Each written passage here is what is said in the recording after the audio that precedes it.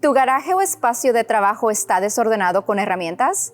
¿Tienes problemas con tornillos y tuercas fuera de lugar o cajas de herramienta desorganizadas? Conoce a Tooltrade de WeatherTech, la solución definitiva para todos tus problemas de organización de herramientas. Miremos más de cerca. Fabricado con orgullo en los Estados Unidos, Tooltrade es el complemento perfecto para cualquier garaje o espacio de trabajo. Fabricado con el mismo material que nuestro tapete más vendido, Floorliner HP, su construcción resistente y flexible de Tooltrade incluye una superficie antideslizante que mantiene tus herramientas en su lugar.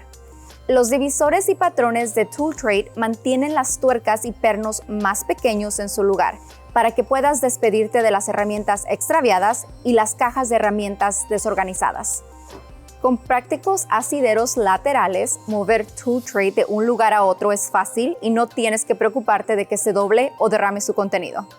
Tooltrade cuenta con un soporte para teléfono incorporado que te permite ver todos los videos instructivos que necesites a manos libres mientras trabajas. Además, viene con un gancho para que sea colocado en tu tablero de clavijas, lo que facilita mantener tus herramientas al alcance y organizadas. El diseño innovador incluye esquinas y bordes internos inclinados, por lo que limpiarlo no es un problema, incluso en los garajes más desordenados. Tooltrade es la opción perfecta para mecánicos, carpinteros y entusiastas del bricolaje. Ya sea que estés trabajando en un auto o ensamblando muebles, Tooltrade mantiene tu espacio de trabajo organizado y te permite tomar cualquier proyecto con facilidad.